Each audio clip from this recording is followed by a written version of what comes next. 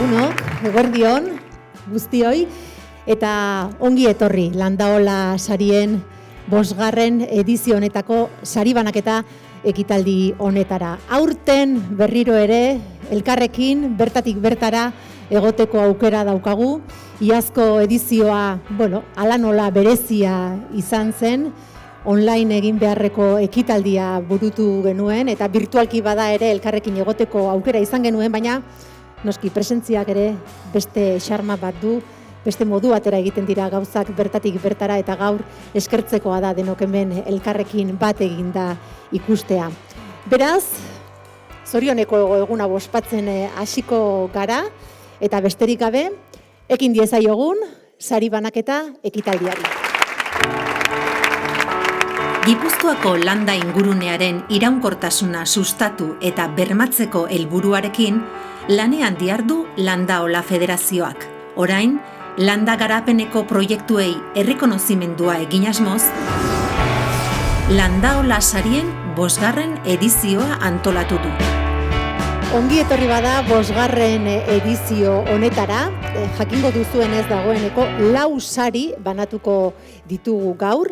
Erakunde publiko baten ekimenari ematen zaion Landaola saria, erakunde pribatu baten ekimenari ematen zaion Landaola saria, emakumeak landa eremuan saria, eta pertsona edo erakunde baten ibilbide osoari ematen zaion Landaola saria. Landaola Federazioa osatzen duten 6 landa garapen elkarteen ordezkariak elkarturik hartu dituzte erabakiak, sariak erabakitzerako orduan, eta gaur ezagutuko ditugu bai sarietara hautagaiak izan diren ekimenak eta baita noski sarituak ere. Baina, horri guztiari hasiera eman aurretik, gaur hemen Azpeitian Azoka Plaza eder honetan elkartu gara, eta bertako alkatea den Nagore Alkorta dugu hemen gurekin, eta berari gonbita luzatu nahi diot, ona etorri eta hitz batzuk luzatu diezaizkigune. Nagore, nahi duzunean, zeurea da hitza.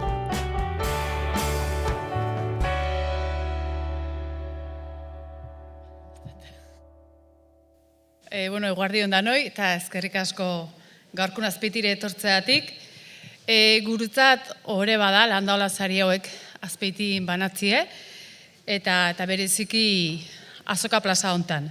Beraz, udaletxearen aldetik eskerrak eman gune hau aukeratzeatik. Azoka Plaza hau bertako eta garaiko produktuk eta proiektuek plaza izateko sortu zen, orain dela 4 urte. Egile esan da, ziran zalantza batzukin, baina 4 urte hauk erakutsi digute benetako herriko motor bat dala, kapazitatea hori daukela. Eta hau esan da, gure aldetik, hautagai guztiei esker onak eta animuk eman. Eta esan batzutan bidi komplikau izaten dela, baina generalmente pena merezi izaten dula. Zuek zehatez, lehen sektorin etorkizune, eta lanin jarraitzeko animuk eman nahi dizkitzuet.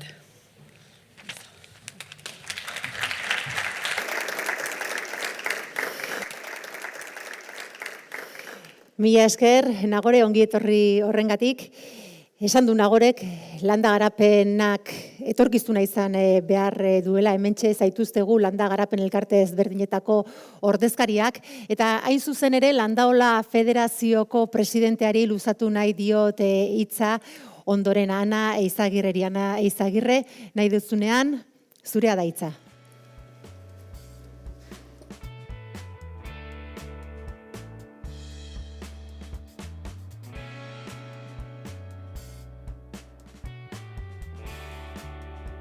Egunon danoi, eskerrik asko etorri zaten danoi, eskerrik asko hau posible egiten duan erakundeai, gure eusko gobernuai, diputazioai, lana egiten den bolondrez lana egiten duan elkarte danai, landa garapen, eta batez ere herritarrai, eta lehen osan daun bezala hor daben bazarritar eta hor batzetik hando jende hori danai. Danok bat inda herria egiten deulako. Geo eskerrak eman baita ere egiten dian proiektua bedanatikan, aurrea ematea hori danak bat proiektu gehiagia da, eta beste aurrea ematea, eskerra baita ere, eta baita ere pena da, 4 sari bakarrik izatea, momentu honetan 4 dabe. Eskerrik asko da nahi eta segitu horrela isen.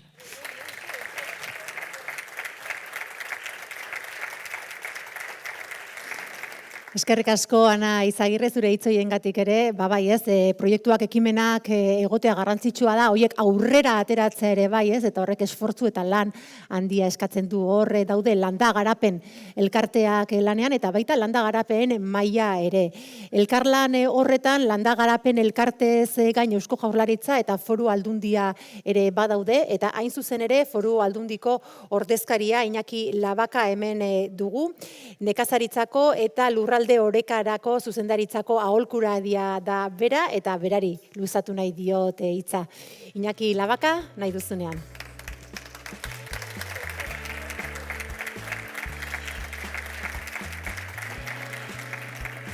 Eguerdion, neroi. Lehenik da behin eskerrak eman gonbite honegatik, eta plazer handiz etorrikia Azpeitiko azoka hontara. Bigarrenik esan, Landaola sariak bere ibilbidean 5. egitaldia izan da ez dela gauza erresa, gauza asko egin nahi dela, eta horren baitan sari honen xede nagusia izango da ekimenen errekonozimentu bat luzatzia gaur, aitortza bat egitea, eta inguruko arekiko harreman hori errespetu handiz eta jasangarri modu batian egiten den bezala, ohartu behar gera, ingurugiroak ere ekarpena egiten diola gizarteari eta personei.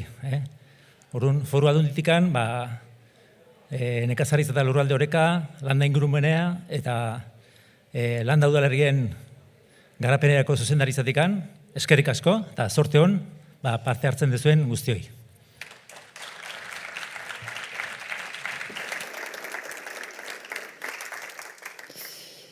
Mila esker, Labaka jauna. Laster ezagutuko ditugu, Landaola sari hauen 5. edizioako hautagaiak izan diren ekimenak. Badakizue landa garapen elkarte bakoitzak proiektu ekimen bat aurkezten duela kategori bakoitzean, eta sariak ematerako garaian honako alderdiak hartzen dira kontutan. Proiektuak alde batetik eredugarria izateko duen aukera. Proiektu honek eragiten dion biztanle kopurua, bera garatzen den eremu horretan eragiten dion biztanle kopurua. Proiektuak aurrera eramateko duen bideragarritasuna, sortutako lanpostu kopurua, eta baita ere landa garapenarekin izan duen elkarkidetza edo elkarren arteko harremana eta kolaborazioa. Puntu hauek guztiak kontutan hartuta erabakitzen du Landaola Federazioak zein izango den proiektu saritua. Guzti hau esan eta gero dagoeneko gogoa izango duzu ez, proiektu sarituak zeintzuk diren jakiteko, eta ekin egingo diogu bada sari banaketa honi. Lehenengo eta behin, erakunde pribatuen arloan aurtengo hautagaiak zeintzuk diren ezagutuko ditugu. Aurrera! Erakunde pribatuaren arloan, hauek dira Landaola sarirako hautagaiak. Behemendi elkartearen eskutik, Koldo Uegun. Proiektu honen bidez, usurbilen sortzen diren biohondakinak herrian bertan kudeatzen dira. Behemendi elkarteak biohondakina konpostatzeko kudeatzaile baimena atera du, eta proiektua aurrera eraman ahal izateko inbertsioak bideratu ditu. Zoruaren impermeabilizazioa, gunea egokitzea, eta konpostari buelta emateko makinaren erosketa. Lartzandi eta baserriko Koldo Uegunek berriz, Lumagorri oilaskoen azpiekin batera, herriko biohondakinaren zati bat konpostatuko du. Lan honengatik, udalak ordaindu egingo diolarik. Modu honetan, udala eta nekazaria onuradun bihurtzen dira. Proiektuaren berezitasuna, biohondakinaren kudeaketa eta konpostatzean datza. Herrian bildutako konposta nekazari batek konpostatzen du. Baserriko ongarri organikoekin osaturiko konposta sortzen da. Nekazariarentzako diru-sarrera osagarri bat bermatzen da eta kalitatezko ongarri organiko bat sortzen da baserritarrentzat. Debagaraia elkartearen eskutik, Ainara Abasolo. Gozogintza eta okintza inklusiboa eskaintzen du Ainara Abasolok. Glutenik gabe, modu osasungarrian eta bertako produktu ekologikoak erabiliz, askorentzat debeku diren bizitzako plazer gozoak guztion esku jartzea du helburu. Ainarak espezialitate hauek lantzen ditu. Okindegian, sarrazeno gari ogiak, moldeko ogia, opil ernalduak, intxaur eta maazpasa ogia, sesamo ogia eta abar. Gozogintzan berriz, donutak, tartak, gaietak, madalenak, bizkotxoak, bonboiak eta abar. Erabili beharreko lehengaiaren kalitateari eta enpresaren filosofiari dagokionez, eskualdeko produktu ekologikoak eta 0 kilometrokoak erabiltzen ditu. Tokiko ekonomia garatzen eta landa inguruneko enplegua sortzen lagunduz. Dedemen elkartearen eskutik, Argine Rubio Zubiaurre. Proiektu berri eta berritzailea da Katamixarren basoa. Umeei eta gurasoei zuzendutako eskolaz kanpoko naturgunea. Naturan hazi eta hezteko gunea da. Pedagogia berdean, natura ikasgai ezberdinen gidari hartuta, umearen beharrak gidatzen dute ikasketa prozesua. Hau da, jolas librea oinarri hartuta, ume bakoitzak berezko duen jakimina baliatzen du eta ikusitakoa edo esperimentatutakoa barneratzen du. Ikasketa prozesu naturalean, umeak jolastuz ikasten du alegia. Katamixarren proiektuan, ariztiaz gain, baratza ekologiko txiki bat ere badago. Baratzagintza eta nekazaritza umeengan zabaltzeko. Eta baita hauntzak eta euskal txerriak ere. Umeek animaliekin harremana izan dezaten. Katamixarren basoa extraeskolar formatuan eskaintzen da. Astean 2 arratsaldeetan. Debabarrenako haurrentzat. Goimen elkartearen eskutik, Ainitze Sala. Baserrian, betidanik emakumeen esku geratu den sendabelaren mundua balioan jartzea da Ainitze Salaren helburua. Baserria, osasun iturri eta bizi iturri bezala baliatzea. Hiritarra naturaren premiaz jabearazi eta bere osasuna naturan duela ikustaraztea du xede. Baserri inguruan, baso jangarri ekosistema eraikitzen ari da Ainitze. Zuhaitz, zuhaska eta sendabelarrekin, fruta arbolaz hornitutako arboretun batekin batera. Ahaldela, bertako barietate eta bertan jasotako landareekin, baina ahalik eta gama anitzena eskaintzera begira. Baserria irekian jarri nahi du, bisitariak jaso eta formazio tailerrak eskaini. Apartean, ukendu eta artisauki osatutako hainbat belar erremedioren salmentarekin osatuaz. Tolomendi elkartearen eskutik, Baserritik zuretzat. Baserritik zuretzat proiektua COVID-19 pandemiaren lehen kolpe indartsuan hasi zen garatzen. Une horretan, konfinamenduak eragindako egoerak salmenta galerazten zuten elikagaien merkaturatzea zen helburua.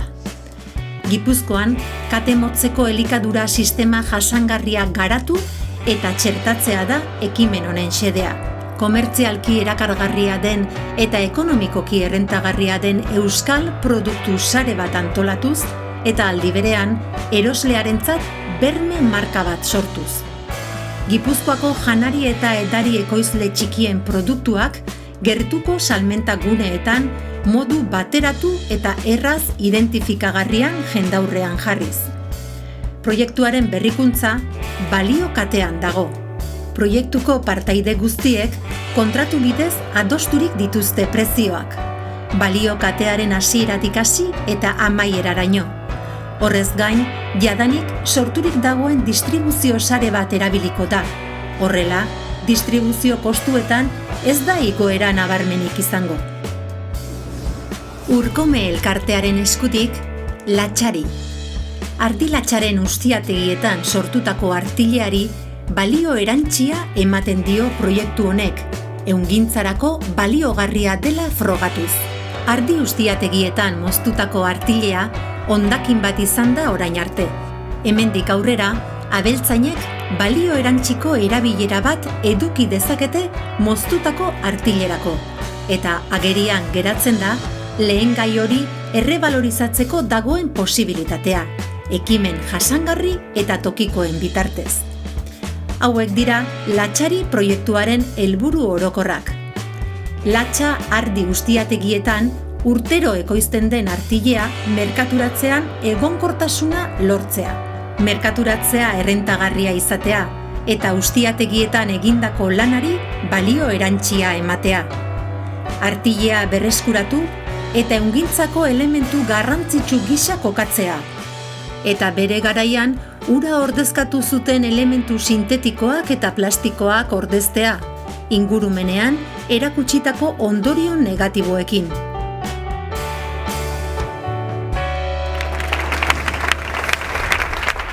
Oietxek bada, aurtengo Landaola sarietarako aurkeztu diren eta hautatu diren proiektuak, eta erakunde pribatuen arloan, Landaolaren 5. edizio honetan, proiektu irabazlea da, Baserritik zuretzat kooperazio proiektua.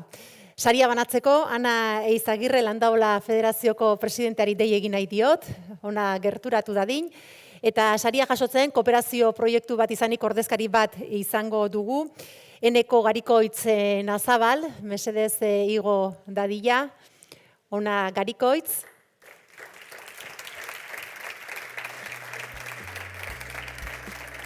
Salto eginda. Aurrera. Hemen.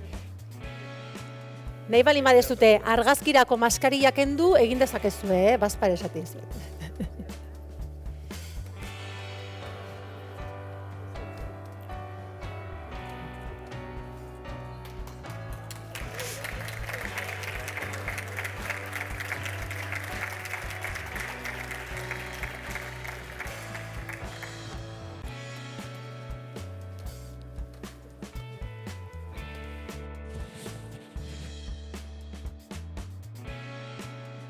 Bueno, eguerdion, eta eskerrik asko, ze gutxiu esanez, eta ze gehiago egin berdinen.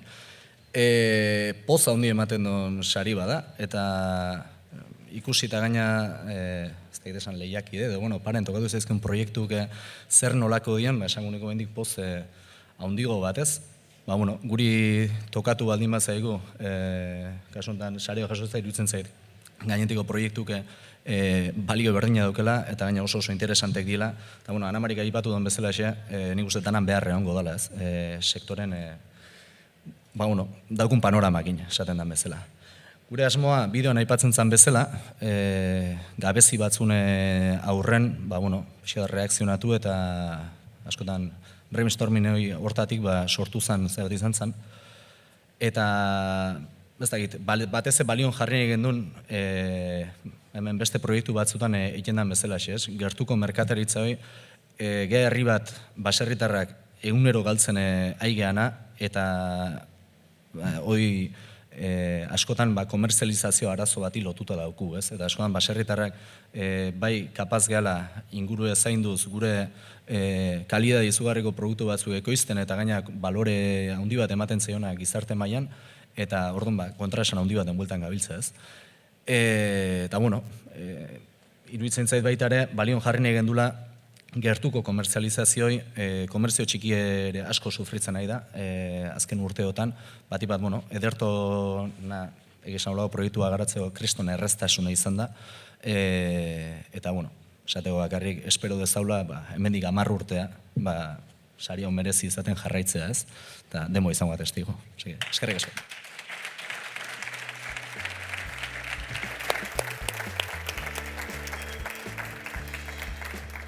Zorionak, Baserriti zuretzat proiektu honetan parten hartzen ari zareten guzti eta baita aukeratuak izan diren beste proiektuei ere noski. Hau izan da, lehenengo saria, baina honek aurrera jarraitzen du, eta orain hurrengo 6 proiektuak ezagutuko ditugu, erakunde publikoen alorrean aurkeztu direnak hain zuzen ere. Aurrera, ezagutu ditzagun proiektu horiek. Erakunde publikoaren arloan, hauek dira Landaola sarirako hautagaiak. Behemendi elkartearen eskutik, Hernaniko udala. Kanpoko multinazionalekiko menpekotasuna murriztu eta tokiko ekoizpenaren alde egitea du xede Hernani burujabe ekimenak. Elikadura burujabetzan aurrera egiteko tokiko elikadura sistema propio bat eraikitzea bilatu nahi da, eta horretarako sektorearen fase guztietan esku hartu, gobernantza eredu publiko ekonomiko herritarraren bidez. Ekimen honen bidez, nekazaritzarako eta abeltzantzarako lurren berreskurapena bilatuko da. Ekoizle berrien ezarpena sustatuko da eta tokiko ekoizpenaren transformaziorako zein merkaturatzerako baliabide eta azpiegiturak eskainiko dira. Bide honetan, herriko nekazaritza eta abeltzantza sustatzen laguntzeko, Hernaniko udalak Enaserekin hitzarmena sinatu eta 50.000 euroko laguntza eman dio elkarteak dituen erronkak gauzatu ahal izateko. Debagaraia elkartearen eskutik, Elgetako eskola.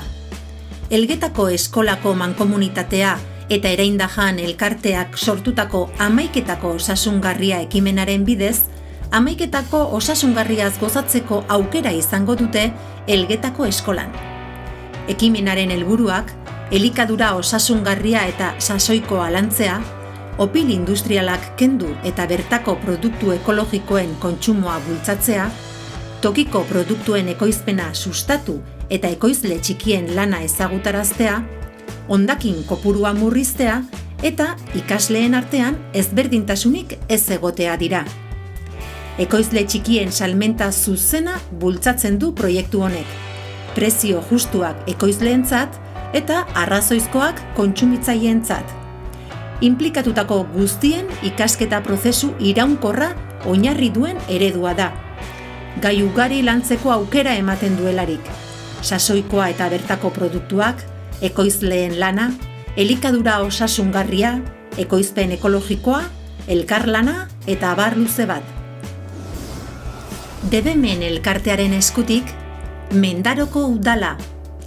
Proiektu honen bidez, Mendaroko udalak Mendaro ospitalerainoko irisgarritasuna hobetzeko 2 igogailu publiko eraikiko ditu. Herrigunea eta ospitalaren artean dagoen 250 metro linealeko distantzia eta irisgarritasuna bermatzeko 2 igogailu ezarriko dira. Kilimon etorbidetik Andoinekua etorbidera bata eta bertatik ospitalera bestea. Era berean, tartean ere beste geldiune bat egitea aurreikusi da. Hain zuzen ere, kirolgunean. Eremu hori ere erdigunearekin lotuz eta sarbidea erraztuz.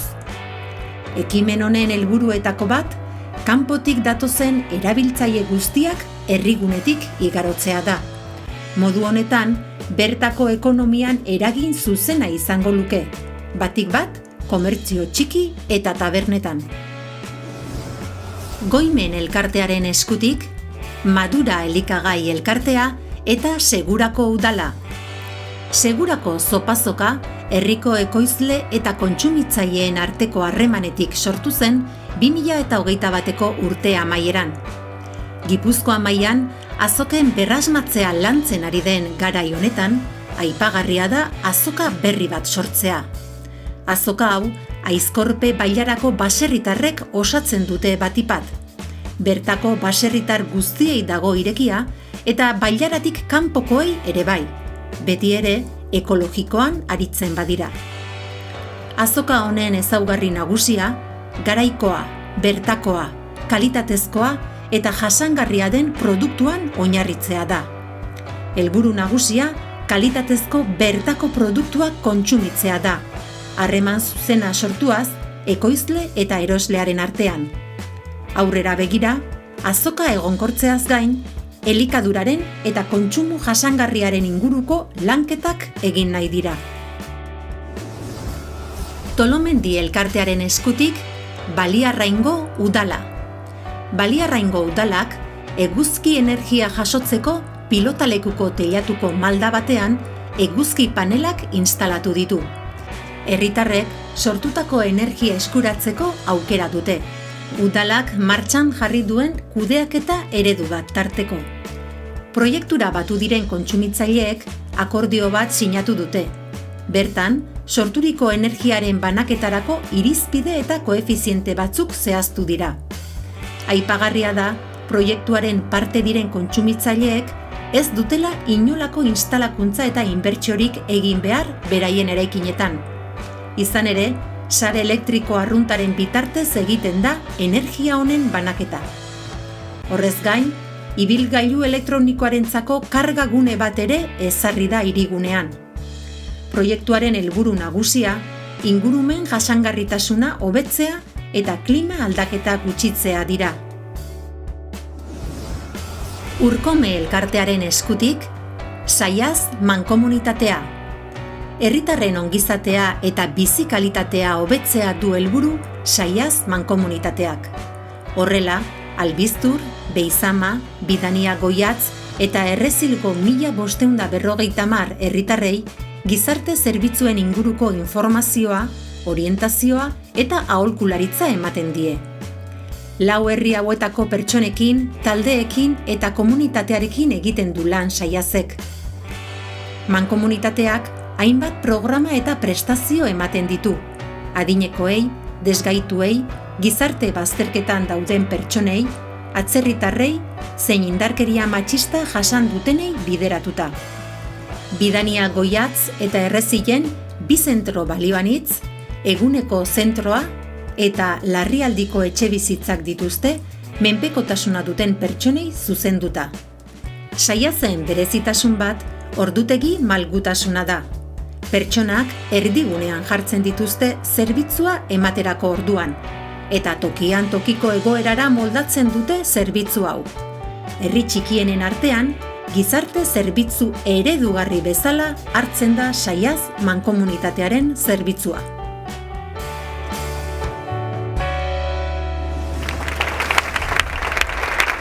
Hauetxek bada, erakunde publikoen arloan izan diren 6 ekimen hautatuak eta izendatuak, eta erakunde publikoen arloan, Landaola sarien 5. edizio honetako irabazlea da, Hernaniko Udala. Saria banatzen Iñaki Labaka, Gipuzkoako Foru Aldundiko nekazaritza eta lurralde orekako zuzendaritzako aholkularia, hementxe dugu, eta Hernaniko Udalaren partetik, Hernaniko zinegotzia den Oier, ez da? Oier Agirre Sarobe dugu, hementxe. Barkatu Oier, maiozu buelta, hola. Ez, hau ez da gainea, hau ez da gainea. Hau da. Bakoitzari berea.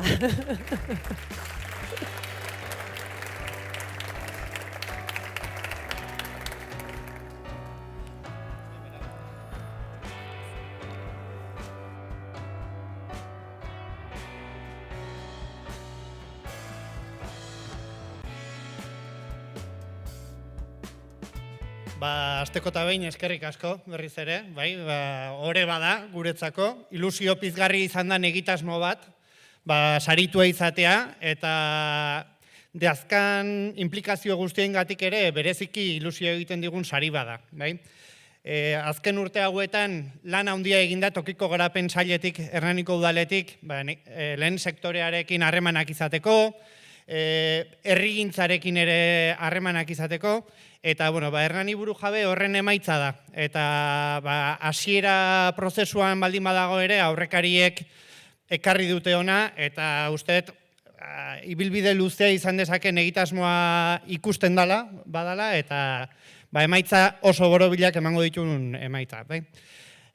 Saria jasotzeko arrazoia elikadurari egindako ekarpena da. Beste alor asko ikutuko ditu Hernani Burujabek, baina elikadurari berez sektorean eragiteko adar asko ikutuko ditu. Batetikan Enase nekazari eta abeltzainen elkartearekin egindako hitzarmen horren arira edo sortu daitezken ekoizpen berriak, bereentzako baldintza hobeak, bertan ekoitzi eta kontsumitzeko erreztasunak jartzea, eta aurrera begira kontsumitzaile elkartea, herritarrak antolatu eta kontsumitzaileen elkartean gertuko denda bat irikitzekotan dira, oraintxe obratan bete-betean daudenak, eta transformazio gune bat ere izango da, ekoitzitako hori modu duin batean, eta luzerago begira ere kontsumitu ahal izateko.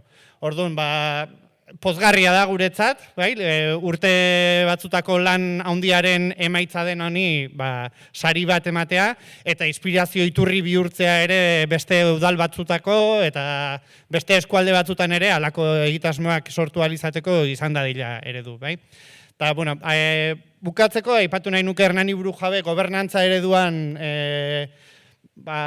salto kualitatibo bat emateko gaitasuna izan dezaken egitasmoa dela, 3 adar ikutuko ditulako, batetik ehun ekonomikoarena, bestetik instituzioena, eta azkenik herritarrena. Orduan, 3 artean beharrak adostu, beharrak ezagutu, ehun ekonomikoak beharroien erantzuna eman, eta udalari, instituzioei, baliabideak jarri, teknikoak, ekonomikoak, horri beharroiei erantzuna eman ahal izateko. Eta horretarako sare handi bat behar da, eta sare horretan halako saria jartzeak nik uste emaitza borobildu eta hobetu egingo dula, beraz, aitortza udalari, baina herri guztiari egitea egokia ikusten dugu.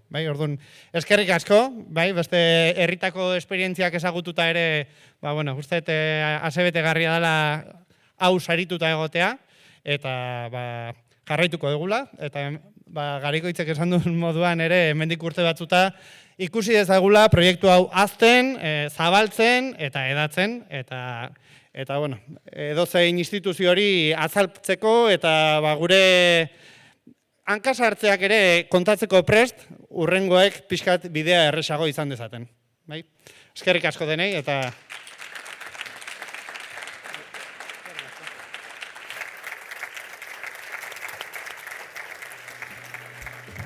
Zorionak baita Hernaniko udalari eta noski proiektu honetan parte hartzen ari diren guztiei asko dira eta. Orain urrengo sarira egingo dugu salto, hain zuzen ere emakumeak landa inguruan sarira.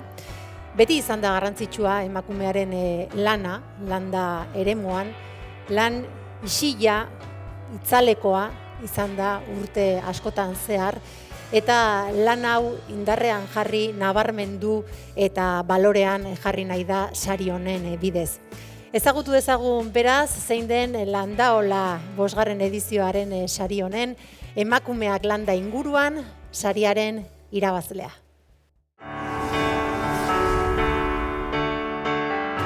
Emakumeak landa eremuan saria. Sari honekin, landa eremuan emakumeek eta emakumeen elkarteek egindako lan eskerga nabarmendu nahi da, itzalean gelditu den esfortzua azaleratuz. Honela, Landaola sariaren 5. edizio honetan, irabazlea da Nagore Martin.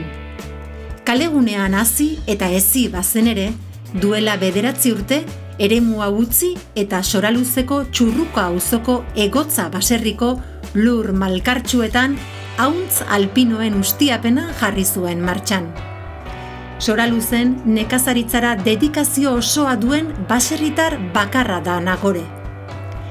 Ibilbidea 54 hauntzekin hasi bazuen ere, dagoeneko 80 inguru ditu. Gipuzkoan dauden 4 hauntzainetako bat da Nagore. Egotza izenarekin 3 gazta mota merkaturatzen ditu. Pasta prentsatua, gazta freskoa eta ruloa.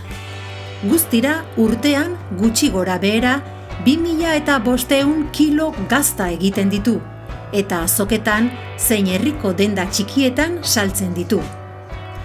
Animaliak izugarri gustatzeaz gain, proiektu honi ekiteko motivazio nagusiena, seme-alabak baserri giroan hasi eta hezitzea izan zen, lana eta familia kontziliatuaz.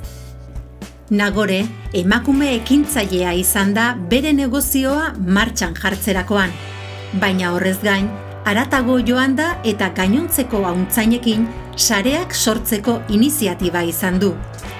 Eskualdeko beste gaztagile batzuekin ere, ekintza amankomunak sustatzeko bultzatzaileetako bat izan da, eta gaur egun hoiek garatzen jarraitzen du. Sari honekin balorean jarri nahi dugu Nagorek egin duen hautua. Soraluze bezalako herri batean baserritik bizimodua ateratzeko eta hala nola, baserri munduarekin inolako loturarik izan ez duen emakume bat izanik, hirigunetik baserrira joan eta ganaderitza eta gaztakintza ogibide bihurtzeko izan duen kemena. Horixe bada, aurtengo Landaola 5. sari honen emakumea landa eremuan irabazi duena, Nagore Martin, beste Nagore bati, Nagore Alkortari eskatu nahi diot eskenatokira igo dadin, sari hau banatzera, eta Nagore Martin, baita etor zaitez, ona mesedez, saria zurea da eta...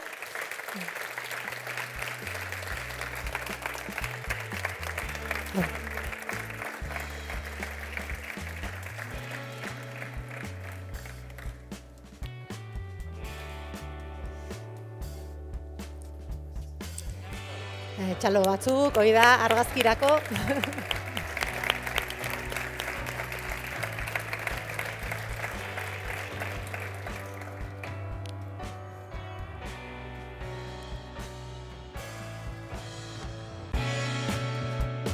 Bueno, eskerrik asko, nik erderaz esango dut.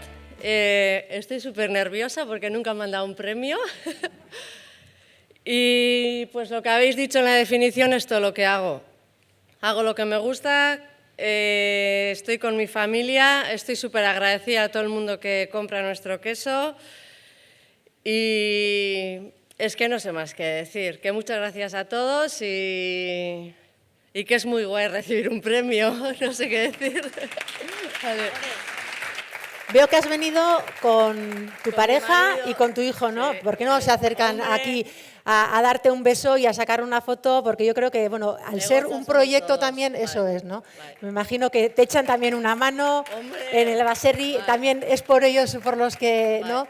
Has elegido este camino. Baina lotxatu egin zaigu, nola izena du? Isei, ez lotxatu, etorri ona amatxorekin argazki ateratzea eta saria ateratzea. Zure ere badau eta, venga.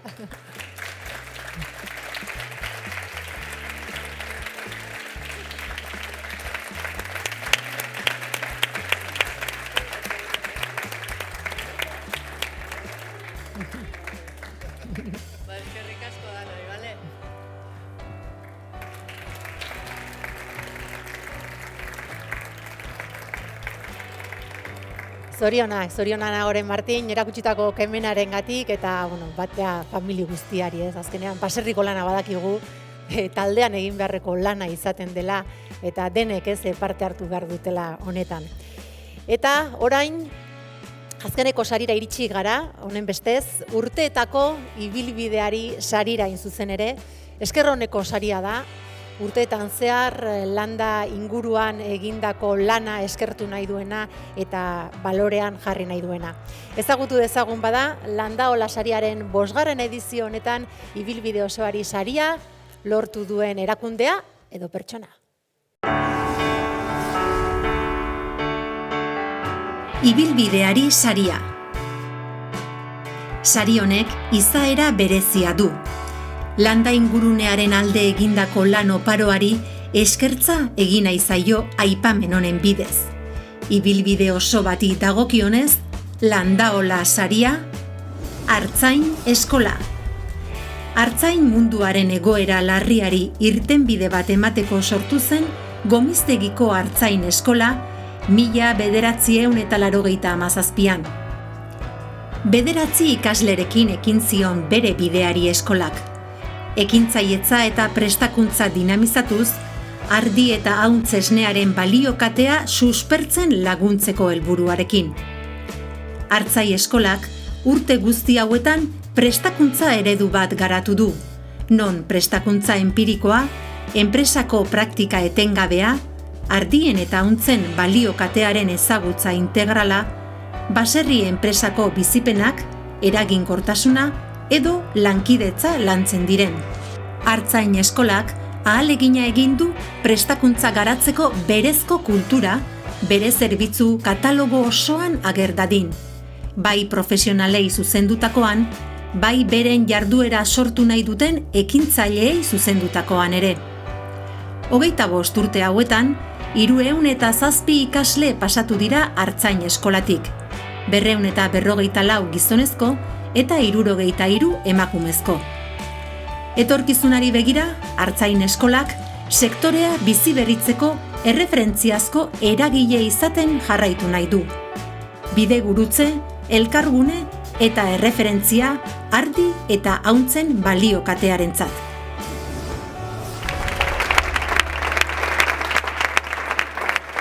Aurtengo Landaola saria ibilbide osoari saria beraz, artzain eskolarentzat, saria banatzeko Puria Arregi, Debagaraia Landa Garapen Elkarteko lehendakariari eskatu nahi diot ona igo dadin, eta saria jasotzeko hemen dugu Batiz Otaegi, artzain eskolako koordinatzailea. Batiz, mesedez, nahi duzunean.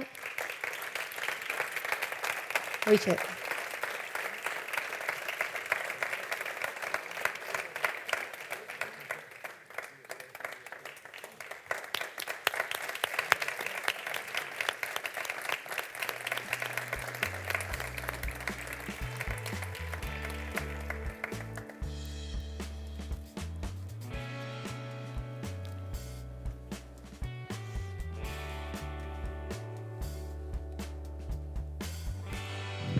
Eguardion, bera Batiz da, ni Ekain.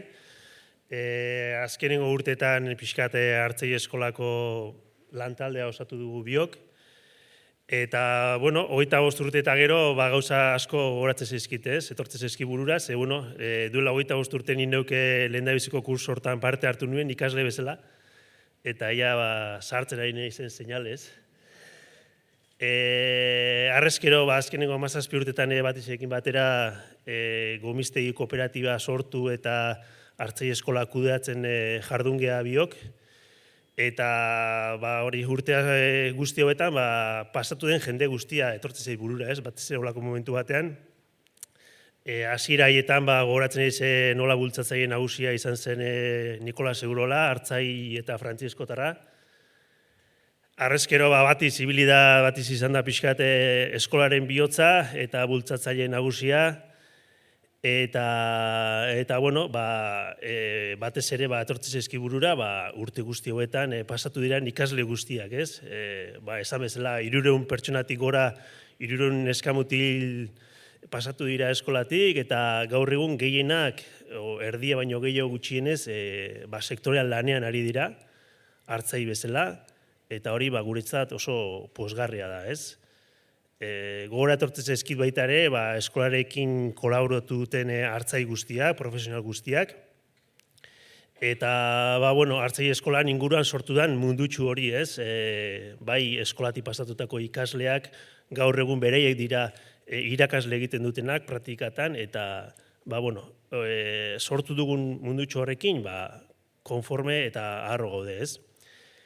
Eta, aurrera begira ere, baditugu esku artean proiektu asko, esan bezala orain arte hauntz eta arditan jardun geha, behiekin ere aurreneko pausuak ematen ari geha, eta,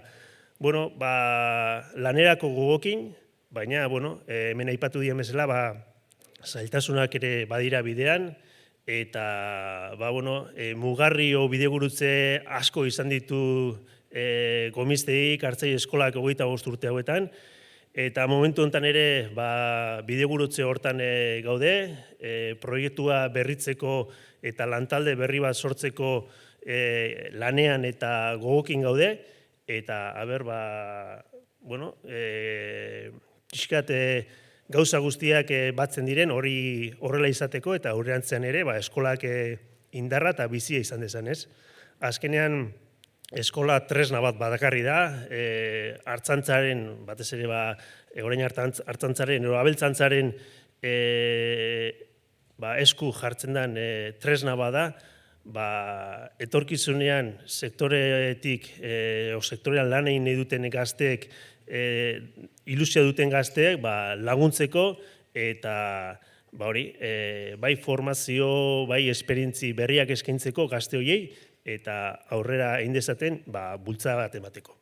Beraz, eskerrik asko gaurko sariagatik, eta jarraituko dugu gogotsu indarrez lanean.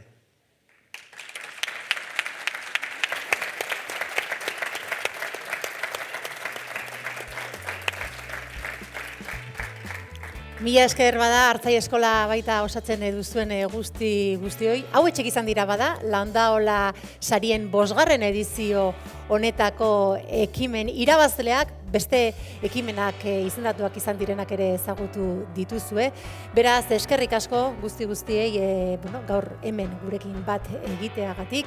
Zorionak, sari hauetara izendatuak izan diren ekimen guztiei eta baita sarituei ere noski. Landaola Federazioak badaki gaurko hasiak direla, biharko loreak, beraz ekin diezaiogun lanean guztiona baita landa eremu bizi eta indartsu bat izateko ardura eta konpromesua.